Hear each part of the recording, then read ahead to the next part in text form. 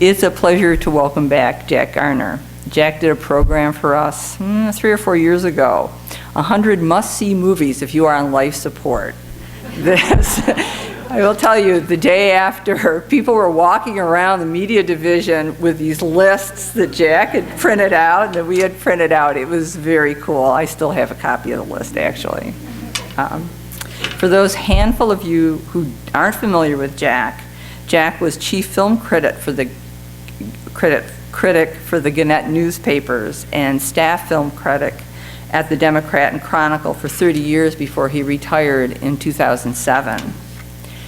Jack had joined the Rochester Times-Union in 1970 as a rewrite man on the city desk. He was part of the team that won the Pulitzer Prize for coverage of the Attica prison rebellion. Jack began reviewing films at the Democrat and Chronicle in 1977, and there was a young man in the audience for Jack's program who knew that Star Wars was the film that Jack began with.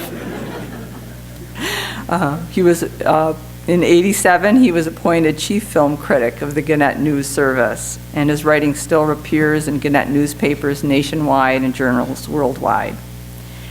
Many of you know, he has taken up weekly reviews not only of film but DVDs and jazz CD reviews. In November of 2007, Jack was honored at the George Eastman House as of this writing, only the second recipient of the museum's George Eastman Medal of Honor. Please help me welcome Jack Garner.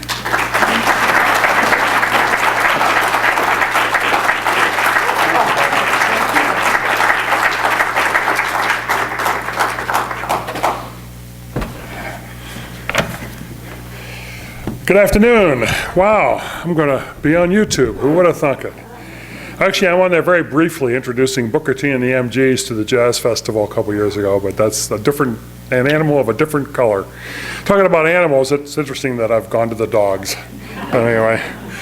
I also am a symbol, I think, perhaps, of the new technology because I believe I am the first person to do a book sandwiched in which the book that I'm sandwiched in is on my Kindle. I'm now a Kindle believer, although I still like a book when the book itself has, certain artistic qualities that you want that book in your hand or the illustrations or whatever it is. But for a lot of other books, I'm enjoying the Kindle very much. I did find, though, that in preparing a review, it's a little difficult because you can't stick those little sticky note paper, things in it. There are things you could do electronically to bookmark it, but it's not as easy for something like a book review like this. So I won't be reading from the Kindle or from the book, but I do have some excerpts in the text of what I put together here. When I was a young boy of, say, 9 or 10, I had a dream to someday have a German Shepherd. I even had a name in mind, and I remember it to this day, some 60 years later. A little less than 60, let's not push it too much. Anyway, I was going to name the dog Scout. About that time, my parents did get us a dog I grew to love. We suspect that he had some shepherd in him, but he was more of sort of an Irish setter, although he certainly was a mix, but his hair and color length and stuff were more of a setter. He also had some smaller breed because he wasn't as big as a shepherd or as a setter, but then again, he wasn't as small as his name would imply. We called him Tiny because he had a little T on a black T on his tan tail. So I don't know, it could have been lots of other things with T, but somebody said Tiny and there it was.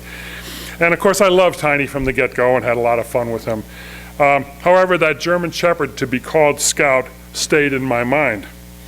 Looking back, I'm sure it must have been because of a TV show and its dog star, The Adventures of Rin Tin Tin, the story of an orphan boy and his faithful dog living on a cavalry post in the American Southwest of the 1880s during the Apache Wars. And couldn't a cavalry dog also be named Scout? Children of the 50s could probably be divided into Rinty fans and Lassie fans. How many of you were Rinty fans? How many of you were Lassie fans? Whoa! This is a Lassie house. Whoops. Let's redo this book review. For me, it was Rinty. He just seemed to have more personality, and it might have been a kind of a boyish thing too. I mean, this is probably an 80% women audience. Maybe that's part of it. I don't know. But for me, it was Rinty. He seemed to have more personality, and perhaps I suspected even then that the dog came from what I now know is a greater sense of a real background. By the way, on that point, do you realize that Lassie wasn't even a lassie? Lassie was a laddie. The dog was named Pal. Thank God there weren't any extreme close-ups. I've recently discovered I was hardly alone when it came to Rin Tin Tin. In fact, a famous writer shared my love of that adventuresome German Shepherd. And that's why I find myself here today talking to you about Rin Tin Tin, The Life and Legend by Susan Orlean. Susan Orlean, who's 56, has been a staff writer for The New Yorker since 1992, has contributed articles to Vogue, Rolling Stone, Esquire, and Outside. She is the author of several books, including The Orchid Thief, a profile of a Florida orchid grower, breeder, and collector named John LaRocque. The book formed the basis of Charlie Kaufman's wacky script for the Spike Jonze film called Adaptation. Orlean, you may recall, was portrayed by Meryl Streep in an Oscar-nominated role. Now, all her roles are Oscar-nominated. Anyway, Orlean, however, was in effect made into a fictional character that was within her own story. And the movie portrayed her as LaRocque's eventual lover and partner in his drug production operation, something that Orlean would say, no, that didn't happen. At some point, the real Susan Orlean, talented observer of culture in America, was in search of a new idea, so she went into her childhood memories to find it. As Susan Orlean writes, and I quote, "When I was very young, my grandfather kept a Rin Tin Tin figurine sitting on his desk. I wanted desperately to play with it. And even more desperately, I wanted to have a German Shepherd dog of my own, a dog just like the star of The Adventures of Rin Tin Tin, which debuted on television in 1954. She continues, "I knew nothing about Rin Tin Tin other than that he was the perfect dog and that he was a character on television. When by chance I learned that Rin Tin Tin was a real dog, not just a televised character, a real dog with a real life that was extraordinary, I was drawn into the story and eventually to the idea of writing this book," unquote. The story of Rin Tin Tin has its beginnings in the bloody battlefields of France in World War I. But first, some background. Steven Spielberg's War Horse this most recent season was the first story that made me wonder to what extent horses and other animals were used in World War I. Orlean notes that 16 million animals were deployed in the so-called Great War.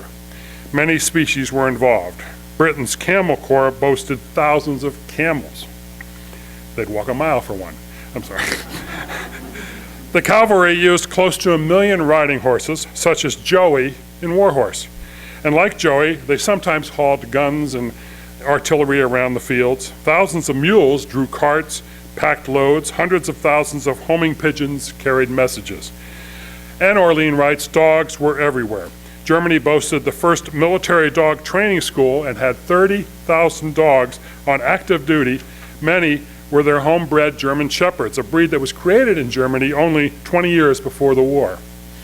The Allies, meanwhile, had at least 20,000 other dogs. Every country in the war used dogs, except for the United States, you may be happy to hear. Dogs were messengers and were loaded with medical supplies for the wounded to grab as they walked through the fields. Dogs could differentiate the living from the dead by scent, so they were sent into battlefields to help find the survivors. Dogs also, this is pretty sad to hear, dogs also were sometimes strapped with bombs to act like suicide bombers, except they never knew they were committing suicide. A few months before the end of the war, an American soldier named Lee Duncan was dispatched to an abandoned German encampment to check its possible use as a landing site for the Allies. There he found a crumbling concrete bunker, and in it he found several dead dogs. However, he also heard whimpers and eventually discovered a litter of pups attempting to suckle from the dead mother. Duncan grabbed the pups and took them back to camp. He personally took charge of 2 of the animals and named them after little finger puppets that French children would give to soldiers for good luck. Those little puppets were called Rin Tin Tin and Nanette. So the actual first Rin Tin Tin was a puppy, still blind and nursing when he was found, and he was found in a bombed-out shelter. And his real story, as recounted by Orlean, is far more exciting and harrowing than any of his Hollywood adventures. The book also is the story of that soldier, Lee Duncan, a Californian with an unstable upbringing, largely in an orphanage, who found in Rin Tin Tin the loyalty and love he never seemed to find anywhere else. The break for Duncan and his dog came back in the States when a friend filmed the animal making a 12-foot leap at a dog show, and the film eventually convinced Hollywood to give the dog a shot. And dogs were very big in Hollywood in the 1920s. He first had a bit in a sled dog movie. They called them snow movies in those days. A lot of snow. And in 1922, he was in this movie, and he soon starred in his first film as a star, which was called Where the North Begins, another snow movie, from a script by Duncan himself. He quickly moved to the head of a pack, so to speak, of astonishingly 50 German Shepherds then working in Hollywood. Soon, Rinty was starring in a series of films for Warner Brothers, and he became incredibly popular. How popular? This is a wonderful story. According to Orlean, Emil Jannings was not actually the winner of the first Oscar for Best Actor in 1928, despite what history dictates today. While researching her book, Orlean discovered that it was in fact Rin Tin Tin, one of the biggest movie stars of his time, who won that vote. The Academy, however, was worried about being taken seriously if they gave their first Oscar to a dog. So they chose the runner-up. Reminds me, by the way, when my wife and I were watching War Horse, Bonnie said, do you think they could give an Oscar to a horse? But then I had to point out that there were 14 horses that played Joey, and so it'd be a little hard. Rin Tin Tin was just Rin Tin Tin.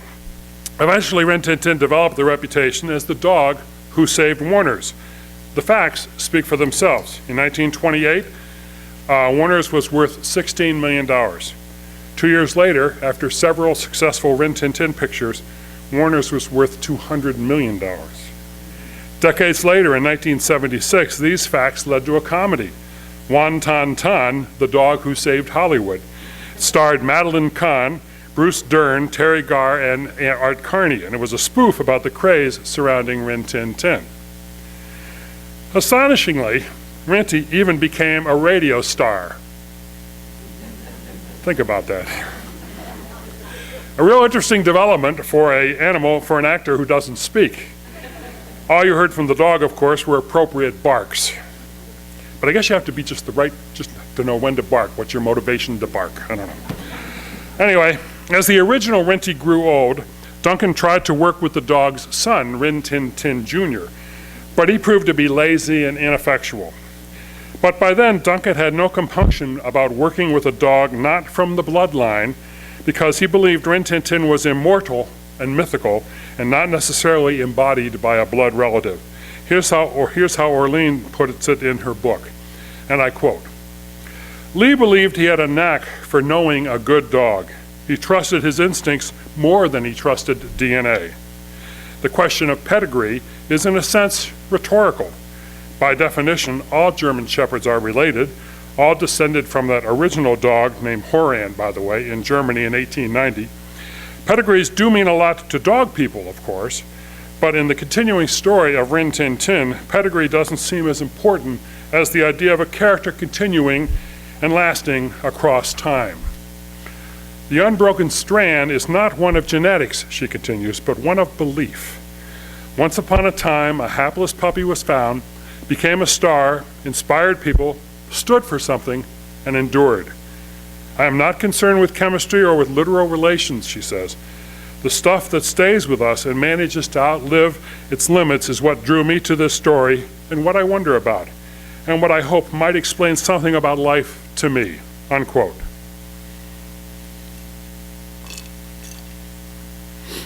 But even if all the Rin Tin Tins on the big or little screen were not related to the family patriarch from that field in Germany, bloodline pups were much desired by people in and out of Hollywood.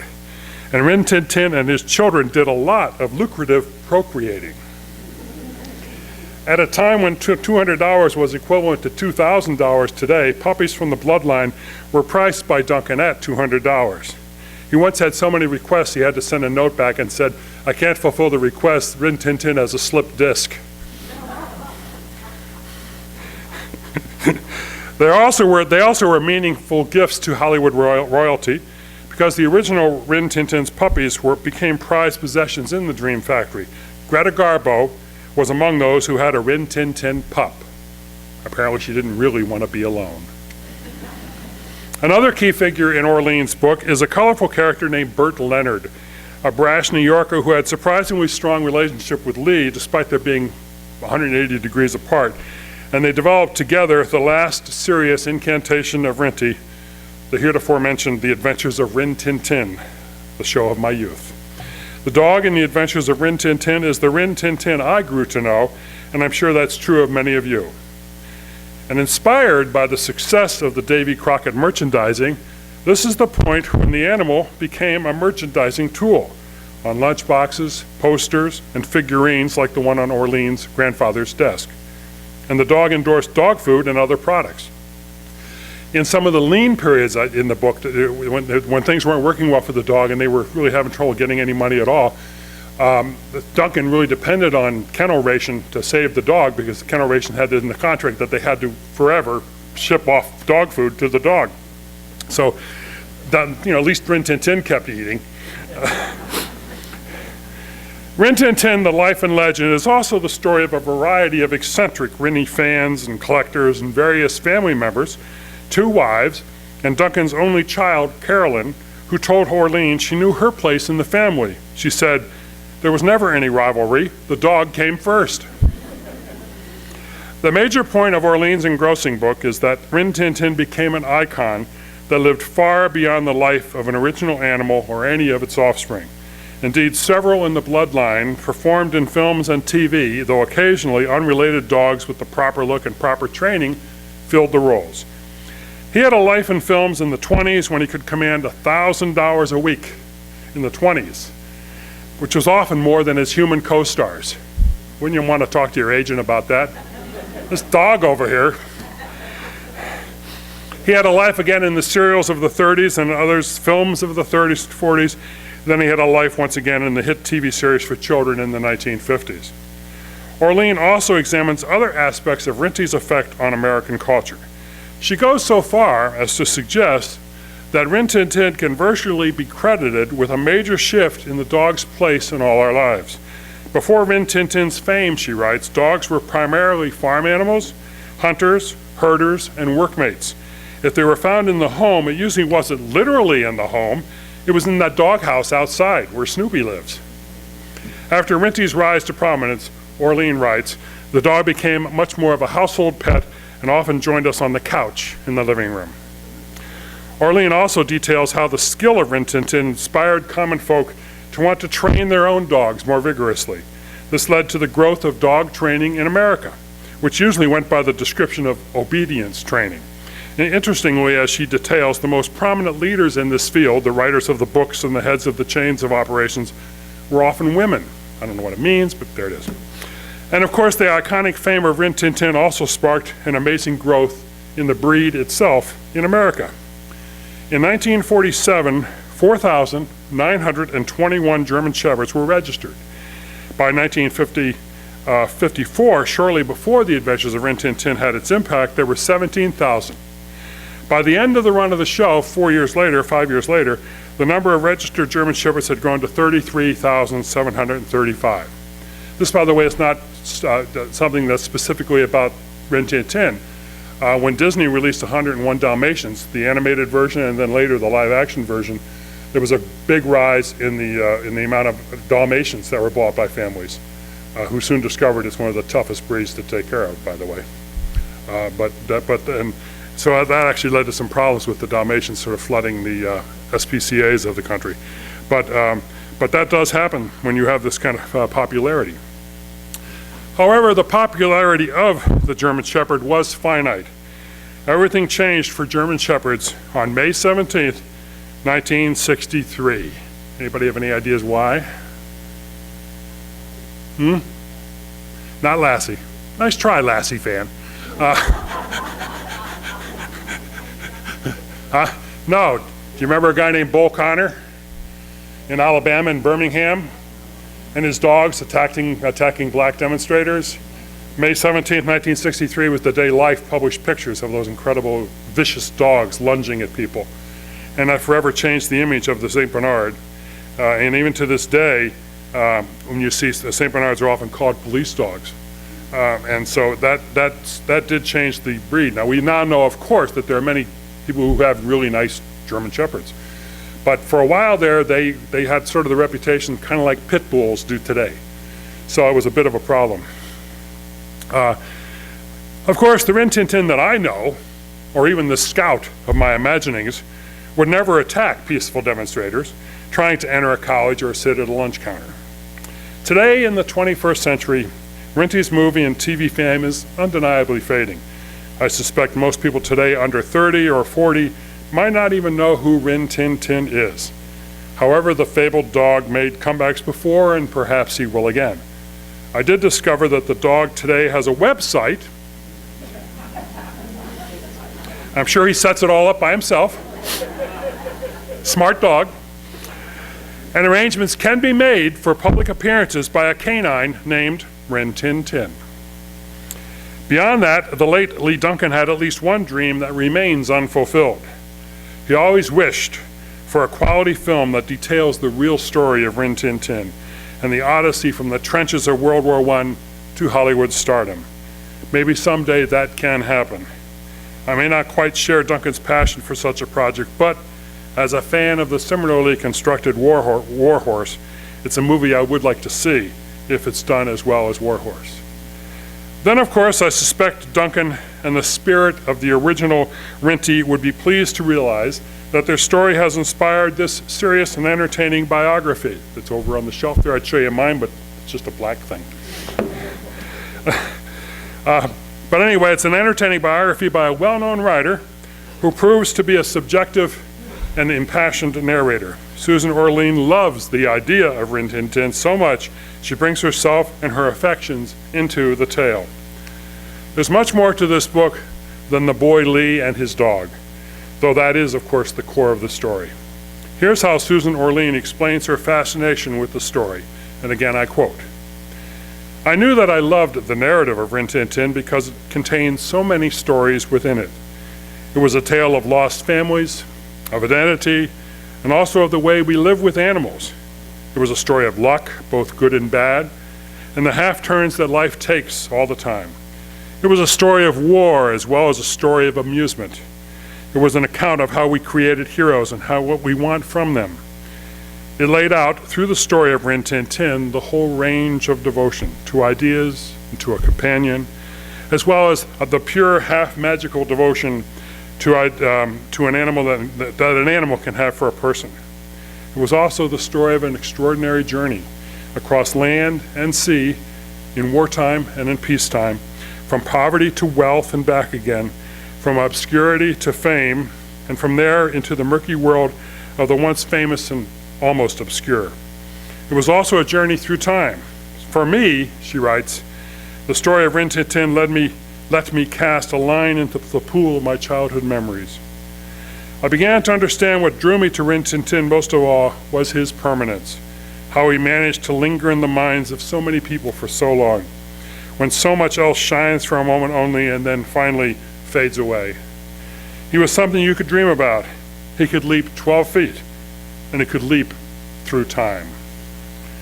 But now we're going to let Rinty have the last word, although I will come back and take some questions and talk something more. But I do want Rinty to have the last word. We're going to show you 5 minutes or so of the original Rin Tin Tin at age 11, 2 years before his death. It's part of the 4th chapter of a serial called The Lone Defender, released in 1930. Younger folks here may not know that serials were a regular part of movie-going in the 1930s, 40s, and 50s. I'm glad that I'm just barely old enough to remember the last days of the movie serial. As a child, I'd go to the movies, and sometimes, do you remember what you got for your 40 cents or whatever the heck it was? You got 2 movies. One was the good high-end feature that was advertised and that you really wanted to see. That's called the A picture. The other was a lesser film, usually shorter. That's the B picture. That's where the term B movie comes from even today, was the fact that it was the second film on a bill. You'd also get a travel log. I remember the theater I used to go to in Williamsport, Pennsylvania, had one on Sun Valley, Idaho that they showed over and over and over again. Then there'd be a cartoon, and then there'd be the news of the world, which was the only way you saw visual imagery of news. You know, that was one of the factors, I think, in the whole idea of what happened in Vietnam, was that we finally saw it on television. We saw it in color.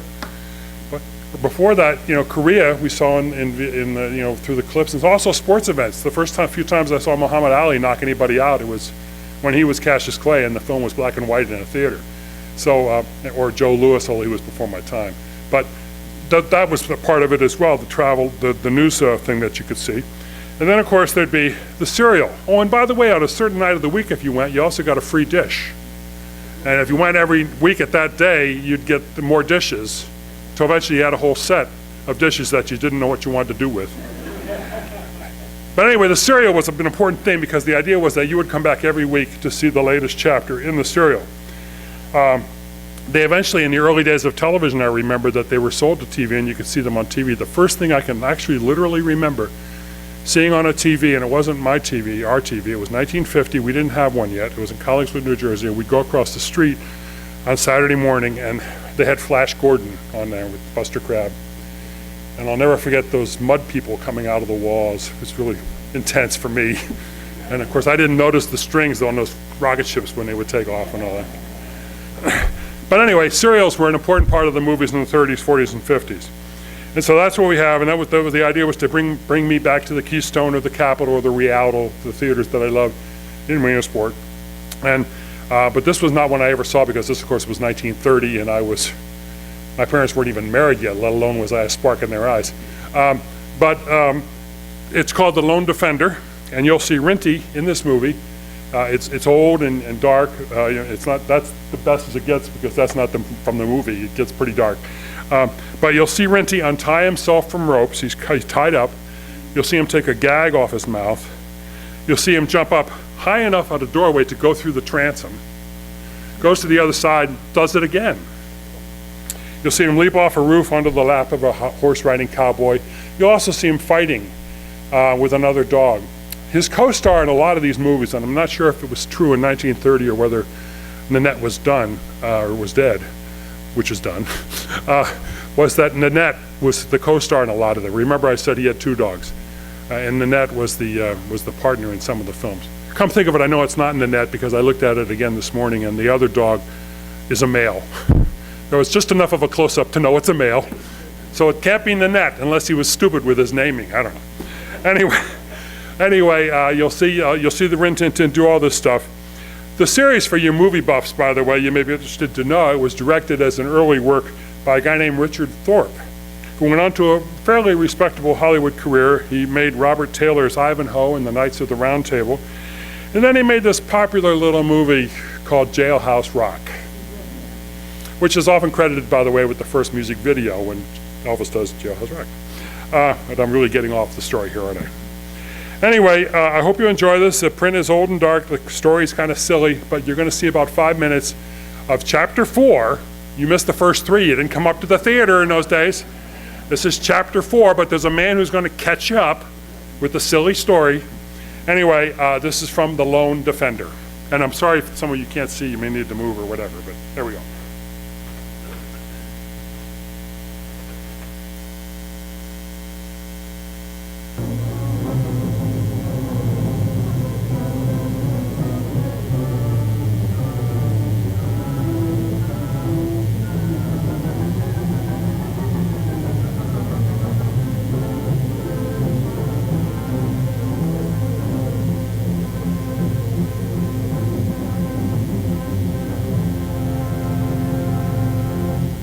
You saw the wonder dog, Rin Tin Tin, captured by men who believed he could lead them to a secret gold mine belonging to his mistress, Dolores Valdez. Ever since she inherited the mine, Dolores has been beset by enemies, especially by agents of Amos Parkey, who has stolen an old watch and found in it a clue to the location of the mine.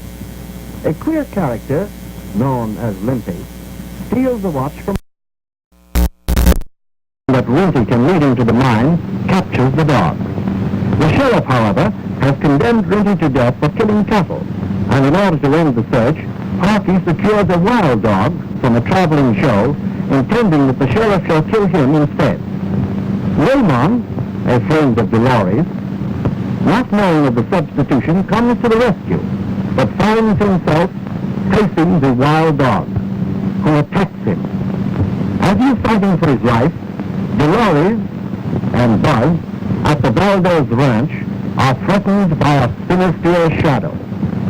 And now for episode 4, Trap.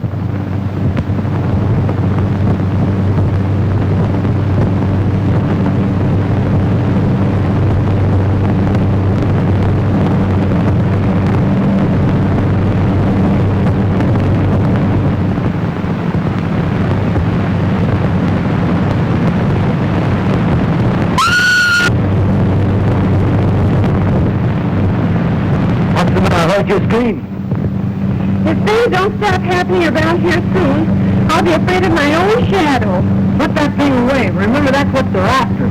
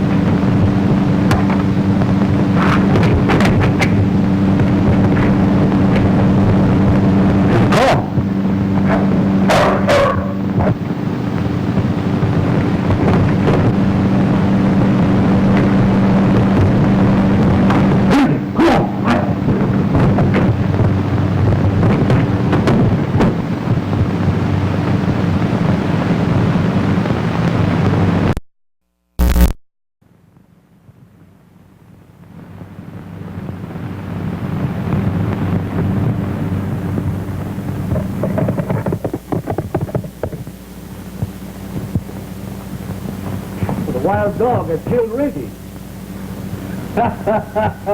That's the first break I've had in years. That goes to Texas kid with critic. This is a wild dog.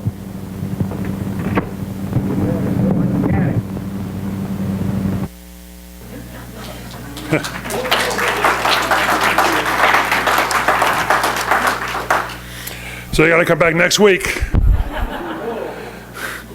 See what happens in this brilliantly written saga, The Lone Defender. One of the things about the book that in some ways is mildly disappointing, it's not a big deal, but they don't talk a lot about the training methods. I was kind of curious to know a little bit about that, but I can tell you one thing that's kind of interesting is that Duncan was the trainer and continued to be the trainer in the movies. And the big change that occurred was with the arrival of sound. Can you imagine? Because what he was doing before the arrival of sound, he was giving sound commands. You know, speak Rinty, jump Ricky, whatever the heck it was. But when sound came in, he had to change and go into gestures, hand gestures, to get the dog, or perhaps went through his script with him the night before so he would remember what to do. But at any rate, he did have to change that as part of the training of Rin Tin Tin. And for all this incredible machoism of this dog, he was buried with his favorite little stuffed animal. So he's an amazing legend that took Hollywood by storm at a time when there were a lot of other dogs, but for some reason, Rinty's the one that captured everybody's imagination. And, probably does till this day for people of a certain age at least. And Orlean does an interesting job of exploring a cultural icon. And you can apply a lot of what she says to various other cultural icons in different ways, because they do have an impact that goes beyond the very basic action of what they do. Plus, I really do think there's a great movie in that first story of her finding him and bringing him to Hollywood. And Rin Tin Tin did sort of a joke version of it, but I wouldn't mind seeing a real version of it. Just that amazing scene walking through that bombed out field in France and hearing some whimpering in a shelled bunker. Pretty exciting stuff. Well, I really appreciate y'all coming out. It was a lot of fun, and I hope you enjoyed it.